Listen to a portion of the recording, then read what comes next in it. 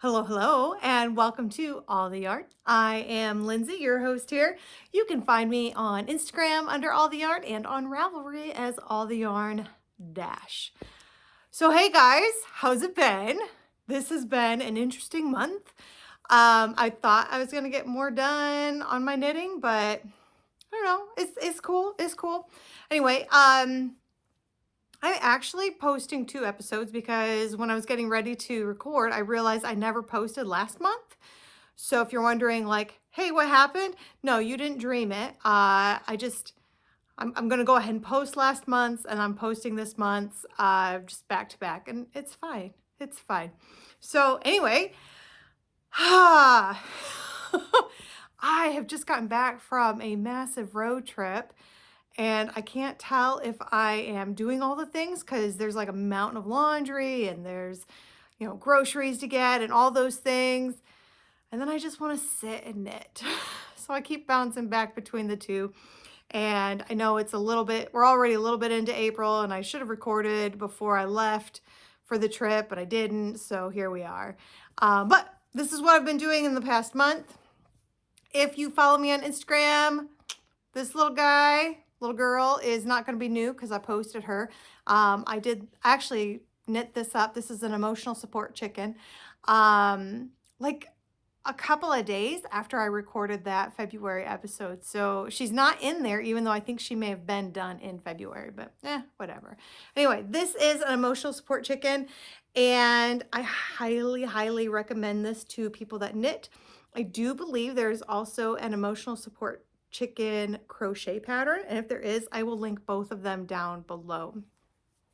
But look at her. I don't really have a fun name. I mean, if you guys want to suggest a fun name, fine. But I do have a problem in that I ordered eyes, but they didn't come in until after I closed her up. And I'm not sure what I was thinking because somehow I thought I can add the eyes later. But in order to add I'm sorry, she's a dancing chicken. Sorry. In order to add the eyes, I got to open her back up. And I want her to have eyes, but I don't really want to open her up and then sew her back in. So I got to like wait for the right moment to strike so I can get her eyeballs on. I do have eyes. I know there's a lot of people out there. If you're only making one, this really sucks because you order the eyes and now you have like 50 pairs. You only made one chicken. What are you going to do with all these eyes? And I have a lot of friends that have extra eyes, but I had also already ordered my own set of eyes. So I've got them and I want to use them. But I got to get them on her and then she'll be finished. But she's basically finished now.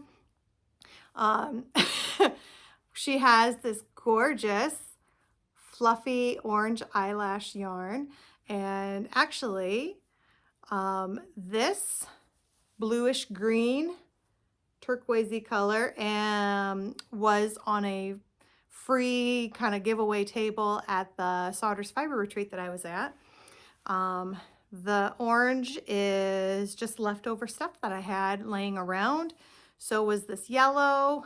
And then the fun eyelashy part, which I just held double with the just orange regular yarn. That was also on the free fiber retreat table. And so she's got a little bit of spice. She's a little spicy chicken, yeah. But she's also a nameless and right now eyeless chicken. So anyway, emotional support chicken, highly, highly recommend the pattern. She's adorable. And yes, as per usual, as soon as she was off the needles and I had sewn her all together, she was gone. I had to like go hunt her down so I could record this today. So anyway, all right. And here is the progress on my sea glass tee, which I should have looked at. Sometimes I do better research than other times. I don't know if I'd split for the sleeves yet, but we are, I don't know, like an inch and a half into the body. It is coming along, guys. It is coming along. And there for a while, I had used the trick of, I'd gotten it so far, and then I was just going to do one massive big repeat of these colors. And it was nice for a while to not like think through some of that decision making. But then I didn't want to do it anymore. So then I started going back to, well, I'll just pick these colors. I'll just pick these colors. So I guess that's what's kind of nice is when I want to make a bunch of decisions and I don't want it to look like other sections, I just do what I want. And then when I hit like decision fatigue, I pick a point in the sweater and I just repeat those colors. It's working. It's working. It is slow going though, for sure. And I don't know if I said this out loud, but this is supposed to be the sea glass tee, but I do plan on making sleeves. So I'll have to figure out how to do those decreases. To math the maths, guys. Nah, nah. I'm hoping I can find a similar pattern that has roughly the same number of stitches for the sleeve where you start. And I can just like, because I've got a lot of sweater patterns, who are we kidding? So I'm hoping to just find one that's close and I can just kind of go off of that as far as how often I should be decreasing, how many decreases, all that. But she's looking gorgeous. I just, look, this is what it's going to look like when it's on me. Oh, it's so pretty. Yes, Woolen Pines, sea glass tee. This is fingering weight. I could not begin to tell you the yarns that I'm using because they are all scraps. This is my basket of scraps. And they are blues and grays and teals and turquoises, and a little bit of green thrown in there. So, and some of them are variegated. So some of the variegated I noticed had some yellows and some pinks. So there's just, you know, just a little bit of, this is what sea glass means to me. It could also be that this is really the bulk of most of my sweater colors. So anyway, so progress. We are past the sleeve split. And that's always a great day for sweater knitting because like your count of stitches goes down so much. It's almost half the, a lot of times it's, you know, it's half the number of stitches or almost half the number of stitches is what you had. And it's so nice. So very excited to be on the body. And sometimes when I do the sleeve split, I will sometimes do one of the sleeves right then, and then I do the body. But because these sleeves are going to require some effort, I'm just waiting. And to be honest, I did not, the next project I hold up is what I took with me on my vacation. And I gotta tell you, it was one of those great vacations where like I completely checked out. I didn't check any emails from work. I had, I think, just one or two calls. And in my position, I don't fault, sometimes the position in the company, you've got to take a couple of phone calls, you know, it is what it is. And I'm okay with that. I love what I do. I knew I was leaving some people in a bit of a lurch, so I did not mind. And they were really good about making sure that when they called, they got right to the point, and it really was something that I needed to know. So it was great. But other than those couple of phone calls, like I checked out. I checked out from anything I had left behind, including my knitting. Like I didn't remember what I was doing on that sea glass tee. I didn't remember where I was at with anything. I was just in the moment, which is like the best kinds of vacations. And just for curiosity's sake, so for spring breaks, I like to take the goblins on road trips, and our thing is national parks. So last spring break, we did my kids' first road trip. And so we did Cuyahoga in Ohio. We did Shenandoah in Virginia, and then New River Gorge in West Virginia. So just kind of a loop. And it was like the test loop, the test road trip, and the goblins loved it and they had a lot of fun. So this year we did a much bigger loop. In hindsight, I don't know if I would have changed it or not. I may have planned it differently, but I don't think I would have changed it because honestly, we had so much fun. But we went all the way down to the Florida Everglades, Biscayne Bay, Big Cypress, and then on the way up, we hit Congaree National Park in South Carolina. So the goblins had a ton of fun. We spent some time in St. Augustine, which whenever I think of St. Augustine, I know it's like the oldest continuously lived in city in the US. But that's like all I knew about it. There was so much fun things to do there. Anastasia State Park is there. We just had so much fun that I wish, like, I've been to a lot of different places in Florida. I've been to Destin and the Panhandle, Fort Myers on the west side, Orlando, obviously, and I've been into the southern area of the Everglades, Florida City, and then on the east side, St. Augustine. And I don't know, guys. I hate to make a recommendation and then, well, I'm not that big of an influencer or anything, so I can tell you guys, and it still won't, St. Augustine is up there. Up there, one of my favorite places I've ever been, as are the Everglades. I don't like to usually go back to places I've been because there's just so much to see. But if there was ever a trip where I was going to St. Augustine and the Everglades again, I would not turn that trip down. It's kind of like when I'm kind of the same way with my knitting. Like, I can really enjoy a knit, but I'm gonna be hard pressed to knit the same pattern twice because there's so many fun things out there.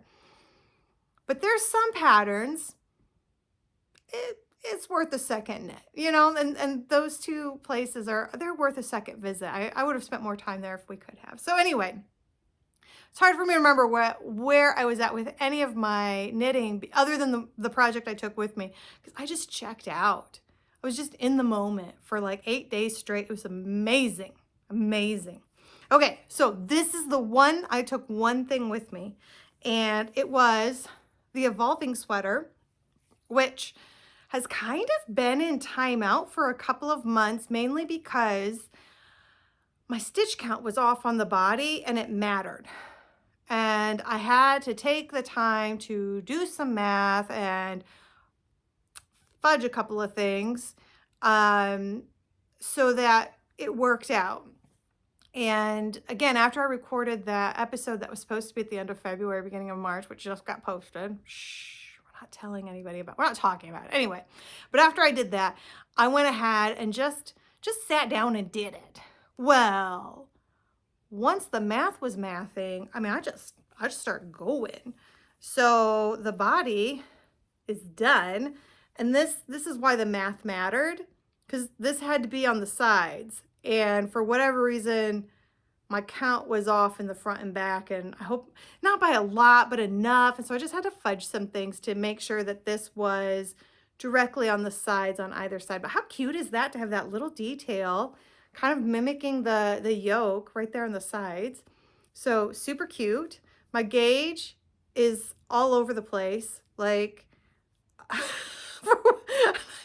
I noticed, it's noticeable even when I was knitting. For whatever reason, like this middle third, I don't know if I was stressed, but it's so tight. We're talking like beginner knitter tight. It's so tight. And then I started, like, I think I noticed it was really tight. I'm like, why am I strangling the yarn? So I took a deep breath and just started knitting normally. And so there's a little bit of flare because it's almost like the difference of a needle size, and it's just from my own tension of, whatever. So I'm curious to see what happens here.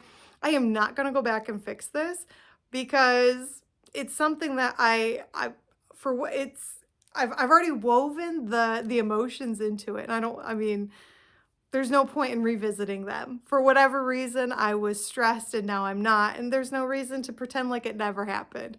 So there's a little bit of fun going on down here that we'll see how that plays out once I block it. But yeah, other than that, and then I've got this going on. This is, I believe it's Unwind Knitwear, and if that's incorrect, I'll put the correct designer's name down below.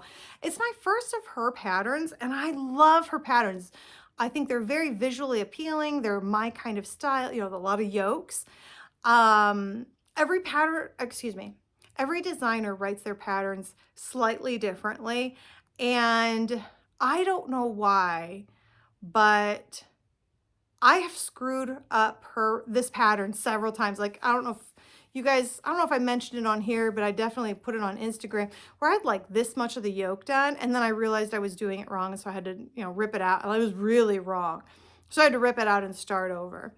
Kind of same thing happened with the sleeve. I read it one way And even as I was doing it, I'm thinking, this can't be right. There is no way this is right. So after doing a couple of inches and knowing what was happening, okay, I'm gonna read the directions again. Yeah, it wasn't right. I had completely read the directions wrong. And again, it was something, it had to be fixed. So I had done, I don't know, a couple of inches, and I ripped those, I picked up stitches.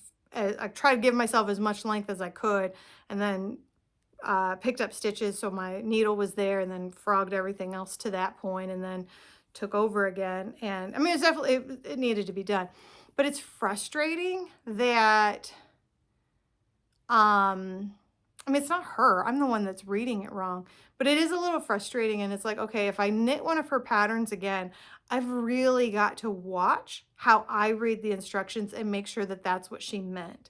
And it's not her. I'm not in any way like it's not her. But it's just, I don't know. I don't know what it is, but I've had to rip back a couple of times because I completely misread the directions. And some of it, I mean, like I said, a lot of it's me.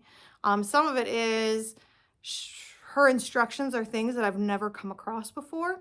And so when you're skimming and not reading every single word, like word for word, and watching punctuation and everything, I know where I'm getting, like, I know where the misunderstanding is happening. Again, I completely own it, but part of it is also, it's because she has you do techniques that are outside of what I'm used to with knitting sweaters. So it's not wrong, and this is not in any way like a diss to her, but if you're gonna knit one of her patterns, I guess, read it carefully. And if it's not looking right or making sense, it's worth going back and reading it again, So now, to be fair, when I made the mistake up here, I was with a family member in the hospital. And when I made the mistake down here, I was in my car with someone else driving, which always makes me a little bit nervous. So it's not like my head was really in the game. So I'm really owning this is me. But there's also an element of I came across something I've never come across before. So just, read it carefully is all, Anyway, so this is evolving. Dreaming color, I think it's rabbit ears. I don't know. I've been posting on this one for a while, but I'm getting some progress. I'm getting a lot of progress. I'm at a point where the sleeve is making sense. It's very easy to do. I've got several decreases. Can you see this? Yeah. Look at those. I got several decreases in already. So yeah, that is moving along. And then the final thing is I love my fiber friends. Guys, I don't want to completely ruin the surprise here, but one of my knitting friends knit this for me because I hate making these. And I am working on the duplicate stitching. This is my original stocking that my Graham knit for me. Now, if you might say, Lynn's, one of those is striped and the other is solid. Yo, she did not make all of these exactly the same. And that's what I love. She knit some of, there's, I don't know, let me think. She had kids and then spouses and then cousins. There's over a dozen of these stockings, and there's a female version and a male version. This is the girl one. Sometimes she would knit these in the round. Sometimes she would knit them flat and then sew them together. Sometimes she did her version of duplicate stitching. Sometimes she did intarsia. Sometimes she did this as stripes, and sometimes she did it as a solid. Like, she changed it up all the time. And I love that because when I started making these, there was no pattern. There's still no like official pattern. I have a friend of mine backed into the pattern, and then it was like good, but not quite, because the yarn I was using was like a different gauge, and then my gauge is different than Graham's. So anyway, so even though this one's striped and this one's solid, it still matches. So I'll make some of them solid, some of them striped. I didn't realize I didn't think through the fact that if I make it solid, it's going to take twice as long. Right? So I don't think I'll probably do that on a lot of them. But so this is Let me make it so it's where it's supposed to be here. So yeah, this is coming along. I gotta finish the tree, put in the tree pot, put on a name, and the first stocking for this year will be done. 5 more to do after that, but thank you. Special shout out to my friend Jody who knit up all the stockings, and now it's just up to me to do the duplicate stitching and then get it to my mom for the pizzazz, the sparkles and the pretty bits. So I'm very excited that that is moving along. I almost took that along for car knitting because, you know, you're just sitting and getting, you know, but it is a bit of a bulky project. We got this size of stuff. So it didn't make sense to take that. But anyway, that's it. So yeah. So I've got like NFO with my emotional support chicken, which I should have known the dyer, but I forget. But I'll put it below. The yarn, I don't have the labels or anything. It was just free yarn, and I knew when I was picking it up why I was getting it. It was going to definitely be that emotional support chicken. Some progress on the sea glass tee, an evolving sweater. Yeah, and coming back off of just an amazing vacation. There's so much to see. I love traveling. I love seeing different things. I'm a fan of traveling internationally, but I'm also very much a fan of seeing all the sites that are right here in our country because there's so much. And so it's been nice. It's been nice to expose the goblins to that. They were super, super excited to see both crocodiles and alligators. So very fun, very fun. Anyway, I think that's it. I don't know if I've been doing, I don't know if I've been doing, I know last year it was all about like, where am I at with goals and da-da-da-da-da. And I don't recall if I've been doing that this year. I'm telling you, my mind is still like, I'm working on checking back in. I'm not quite there yet. So I am just gonna call it an episode. And if you have any suggestions for a chicken's name, I'd love to hear them below because I don't know, like Gertrude, Bertha, like I don't know. I don't have anything fun that I can think of. So that's it. Y'all take care and make good decisions. Bye.